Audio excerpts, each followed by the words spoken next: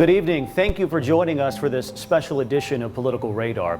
It is one of the biggest races on the ballot this year, Allen County Sheriff. With current Sheriff David Gladieux term limited after 8 years, the seat is opening. 2 Republican candidates are hoping to win your vote in the May primary, and the winner will face Democratic candidate Kevin Hunter in the fall. Topics we'll be touching on tonight include drug addiction, community relations, law enforcement philosophy, and a major issue in the headlines recently, conditions in the Allen County Jail. Here are the candidates right now. Current Allen County Sheriff's Department Chief Deputy Troy Hershberger. His campaign is highlighting his 3 decades of experience in county law enforcement, his conservative beliefs, and plans to be tough on crime. Deputy Chief Mitch McKinney began working with the Fort Wayne Police Department in 1999. He promises transparency and efficiency in how the Sheriff's Department will be run. Mental, physical, spiritual wellness resources for officers with a focus on community engagement, too. I am tonight's moderator, Brian McElhatton. Each of you will have a minute to answer the questions. We can do rebuttals if we need to, and I'll kind of try to keep the train on the tracks tonight. Gentlemen, are you ready to begin? We are. Yes, sir. Okay. The first question will go to Mr. Hershberger, since we introduced you first. How do you define the role of sheriff in today's contemporary society? The role of sheriff is a constitutional position for the state of Indiana with specific laws that they have to engage in their job. And the jail is one of them. That's the obvious one. We also run a warrants division, a civil division, and those aspects of the Sheriff's Department that are required by law for the sheriff to manage. No other police agency in the state manages the warrants division, the civil division, or the jail. Mr. McKinney. You know, the role of the sheriff is to be elected by the people, not selected by a few. And it's working with the people and for the people. And all the divisions he's talking about is run by the sheriff, and that is the constitutional responsibility. But the main constitutional responsibility is to be responsible to the people, and to be a transparent sheriff, and to be forward with the people, and to be there for the people. What do you see as the biggest challenges you'll likely face as sheriff if elected, Mr. Hershberger? The biggest challenge on the horizon is going to be the jail. There's a 3-prong approach to the jail and the conditions that it affects, and that is overcrowding. Sheriff doesn't get to decide who comes to jail and who's in the jail. The second is staffing levels. And I've worked hard in working with county council to add 21 positions over the last couple years to bring our staffing level up.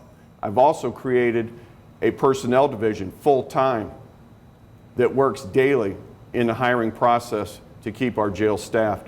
And the last thing is the physical layout of the jail, or the architectural design. It's no secret. Our jail's 42 years old in the original tower, and it's failing. It's time for a new jail, and that will be the biggest thing for the next sheriff to handle, is the design, the layout, the management, and the building of a new jail. Mr. McKinney. You know, that is the biggest challenge here is going to be the jail, and the biggest challenge right now is how is the current administration going to fill the personnel that they need?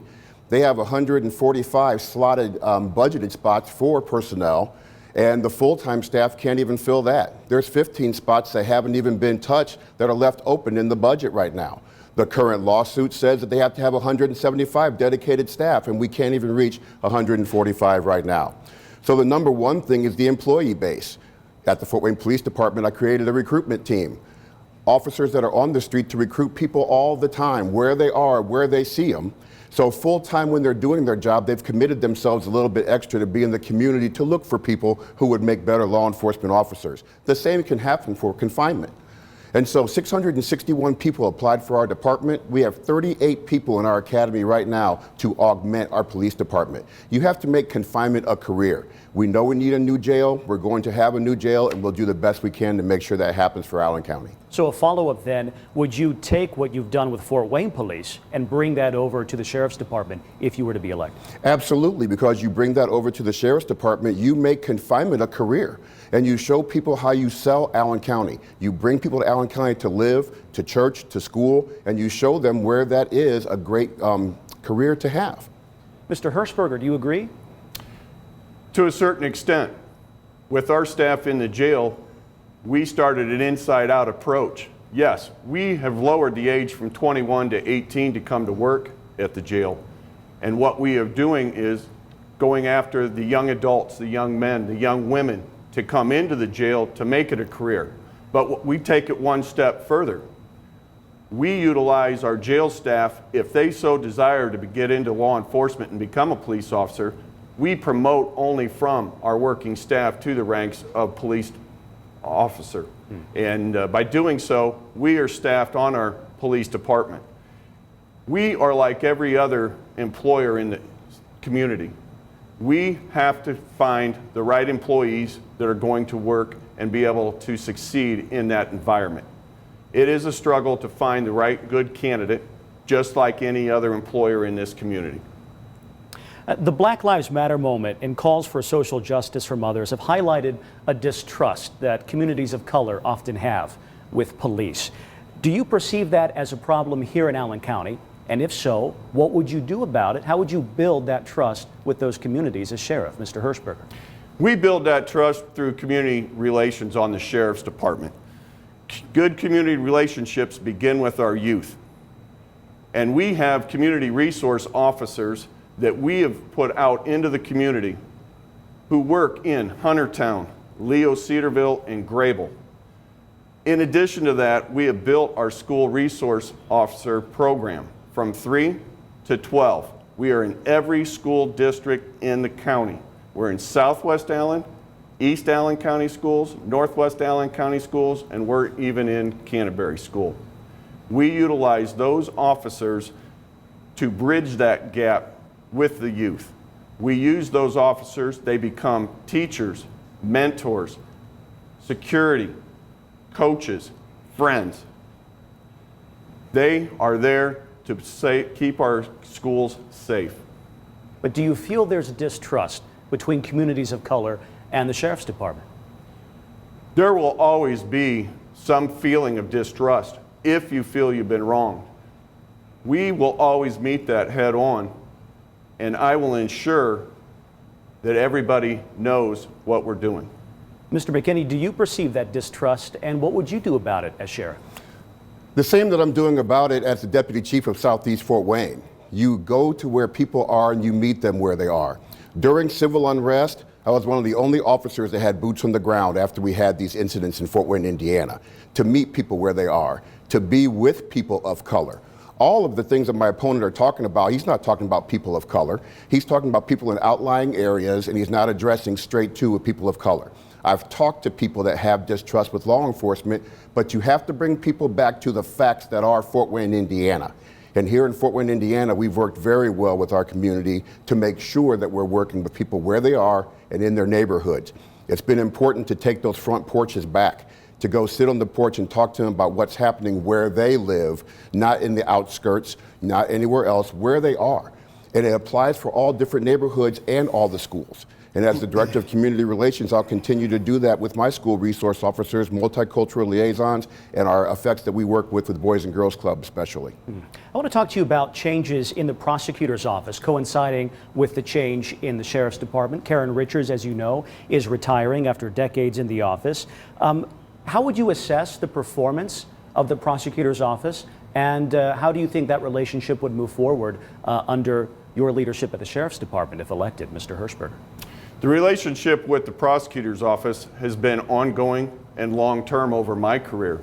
I've got a good working relationship with the current prosecutor and a good working relationship with the prosecutor laying in wait. With that being said, it is an ongoing collaborative effort. We have to maintain a relationship with the prosecutor's office because they are part of the criminal justice system. They are part of that three-pronged process to make sure and ensure that overcrowding at the jail is reduced, to ensure that our charges go through. And if we cannot get our charges to go through, then we need to work with them to ensure we are providing the best possible case that we can. Mr. McKinney. We bring our prosecutor in for almost every in-service with our officers to make sure there is no disconnect in the communication between us and the prosecutor's office. A lot of times when paperwork goes through, it may be us that is not doing paperwork properly. It may be the prosecutor's office that isn't reading things properly or pushing charges forward. We work together to make sure that we have the strongest verbiage down, that we are treating people fairly, and we make sure we're adjudicating them properly. I also have a relationship with the current prosecutor. I worked undercover for years and supervised vice narcotics for years, and with the current one in Wait as well. I've worked with both of them, and I look forward to working with them in the future as your next sheriff. The opioid epidemic isn't talked about as much because, frankly, COVID has taken the headlines for these past couple of years. But we know, as we've reported here on ABC 21, the opioid epidemic still has our area in such a grip. Many of the inmates that come through the Allen County Jail have dependency issues. As sheriff, do you think more needs to be done to help them while they're in jail? And what would that look like, Mr. Hershberger? To help the inmates in jail, absolutely. There are 10,000 people on alternative sentencing programs in Allen County that answer to Allen County Community Corrections, Allen County Adult Probation, and the problem-solving courts of our judicial system. When they get violated, and many of them are for addiction problems, they end up back in our jail. And that is what helps clog our jail up. What I envision is for us to implement a drug addiction program for those inmates and meshing it with the programs that are already on the outside of the jail so they have something to look forward to and work towards. If they don't want to buy into the program, then we don't need to send them back to the programs. We got to get them an incentive to work towards it. We can't fix the addict. The addict can only fix themselves. The criminal justice system only modifies their behavior. What might a program look like to give them a little more support in jail? We would have to start a jail chemical addiction program, JCAP. It's the hot topic. It's one that was started several years ago throughout the jails in the state. And I've been working hard over the last 9 months to get that incorporated. Due to our amount of population in the jail, we were unable to do it. On top of that, with COVID and the quarantine section that we have, and the classification of the number of inmates makes it impossible. As we are able to reduce inmates, we will have that program running shortly. Mr. McKinney. You know, the jail chemical addiction program is exactly what's needed here in Allen County. I've had the pleasure of going to Kosciuszko County and working with Sheriff Dukes directly. They invited me there and I was able to sit down and talk to them about what that chemical program would look like, and I actually got to go into the block and sit with those inmates while they were actively going through the program. It gives them a choice. It's not impossible. The possibility is it's taken them years to build their program to where it is right now, and they're enjoying a 59% success rate of people not coming back to the jail. That's a community that has 120% invested into those inmates and to go into work release program, a program that got removed by the current administration.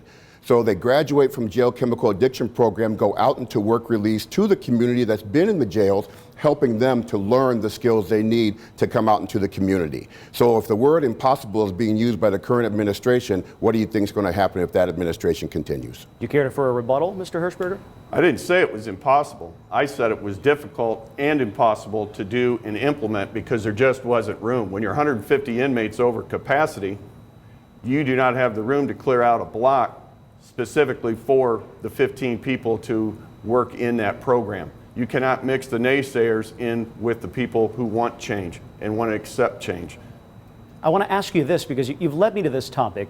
A federal judge has called the overcrowded conditions at the Allen County Jail inhumane. Strong words from a judge. Where do you think the root of this problem begins, Mr. Hershberger?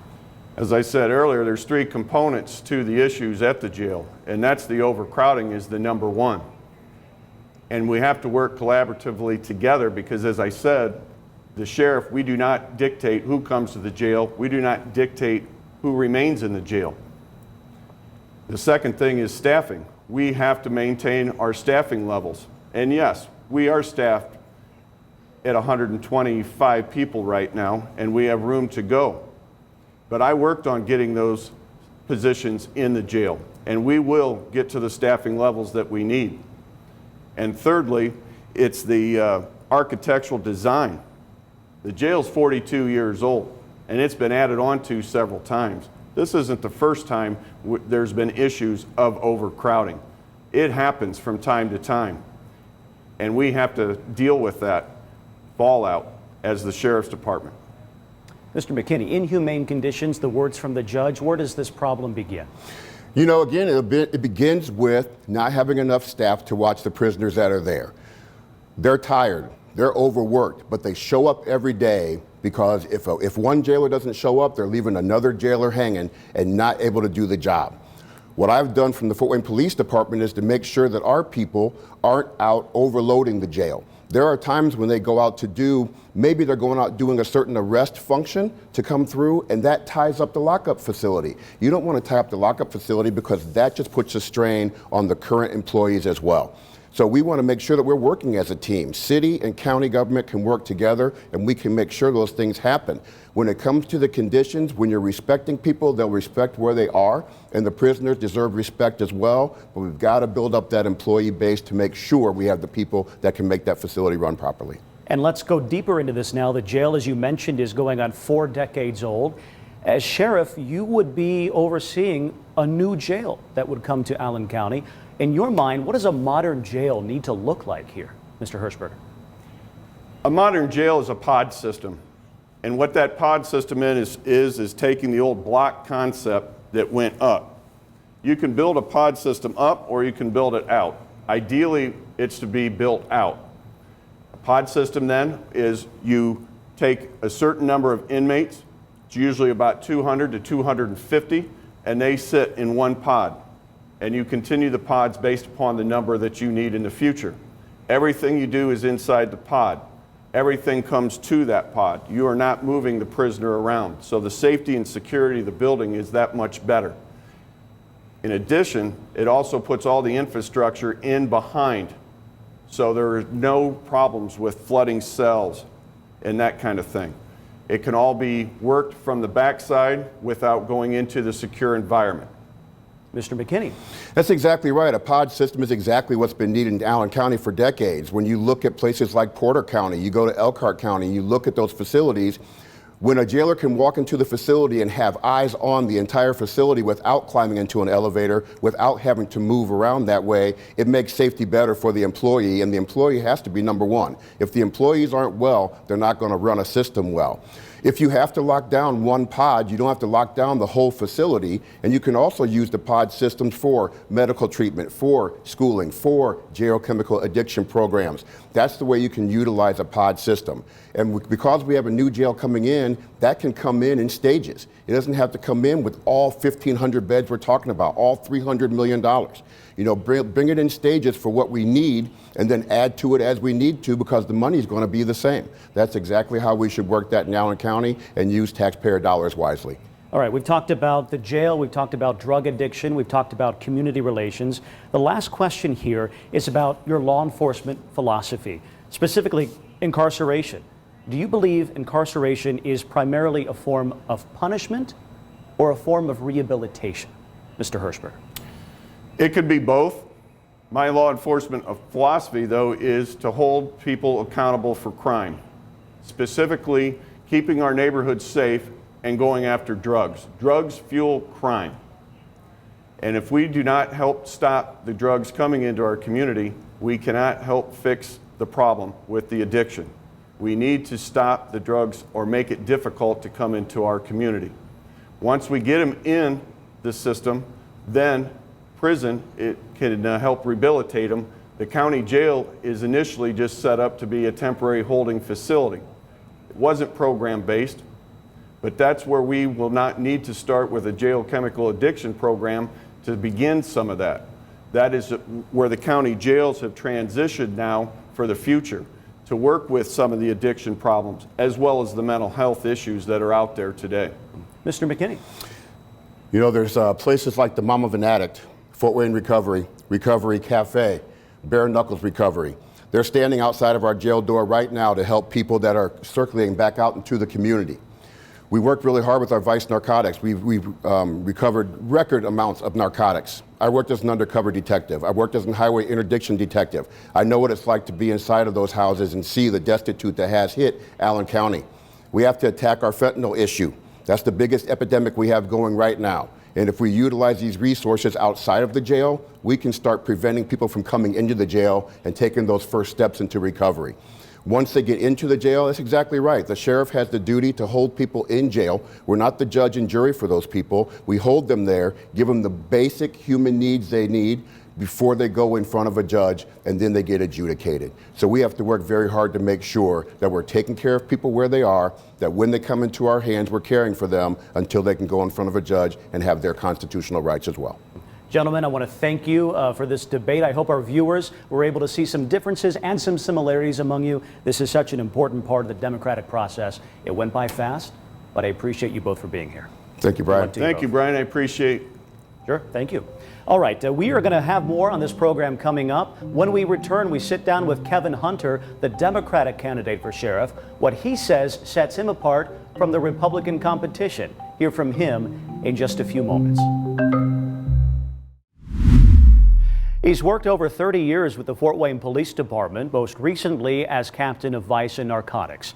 Kevin Hunter is running unopposed on the Democratic ticket this primary and will face either Troy Hershberger or Mitch McKinney in November. My colleague Tom Powell sat down with him at the Allen County Democratic Party headquarters to understand his platform. The reason I'm running for sheriff, I've been working on the opioid crisis and the drug crisis in Allen County for quite a while now. And I have seen programs throughout the state of Indiana that really address addiction and believe that one of the programs we could be doing here in Allen County is the Jail Chemical Addictions Program. These programs get people who are inmates at the jail that are there for over 4 months and get them into a treatment program and get them to basically stop using drugs. There's no reason we can't use that program here in Allen County, and it would also help lower the jail counts as well. That would not be an immediate fix, but it would be something we could use that would help in the long term. The jail is currently overcrowded. It's understaffed, underfunded. We've recently reported extensively, as a matter of fact, on the judge's ruling in favor of the plaintiff in a class action lawsuit alleging poor conditions. 2 questions for you. Okay. One is, who's to blame? And the other is, if you're elected sheriff, what will you do to fix the problem? Okay, so the question on who's to blame, these issues have been festering for a long period of time. So while I'm not going to throw blame on anybody right now, it is something that is going to take a little while to fix. So the judge's 45-day ruling, I'm concerned with that the current officials will rush to judgment or rush to a fix for that issue when there are many other issues other than overcrowding and shortage of staff and the inhumane conditions. So what I would propose is a bipartisan commission to really look at the functionality of the jail, and let's see all of the issues, and let's really take a long, hard look about how we can make the jail a better place. Now again, I know people go there because they've been arrested, but these are also citizens of our community. These are mothers and fathers, sons and daughters, and we really do need to treat them with respect. So do you have an overall opinion then on whether we need to build a new jail? From what I can see, from my perspective, it does look like we need to build a new jail. The current jail is outdated and in poor condition.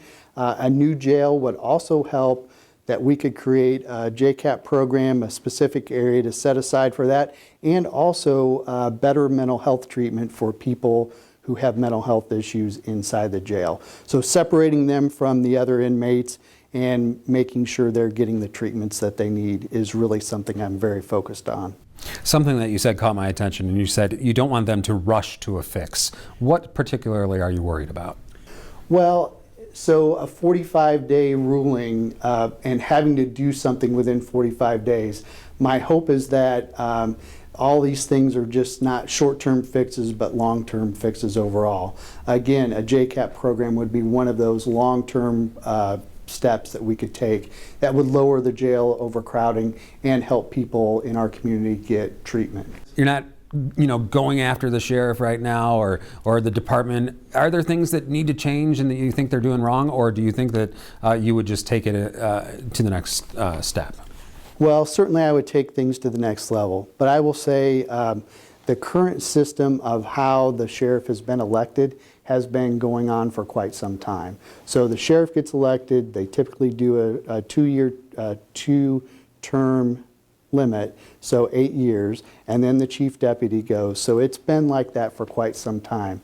I believe it's time for change, and I believe I'm the person to make that change happen. And we will have more to come. The voting information that you need to know with the May primary coming up fast. You've heard from each candidate in the Allen County Sheriff's race. Primary election day is Tuesday, May 3rd. Make sure to vote. You can visit AllenCountyInVoters.gov. That link is on your screen right now to see both the Republican and the Democratic Party sample ballots and where your polling place is. Thanks again to our candidates, Troy Hershberger and Mitch McKinney, for joining us on this special edition of Political Radar. We do appreciate it, and we thank you for watching. From all of us here at ABC 21, have a very good night.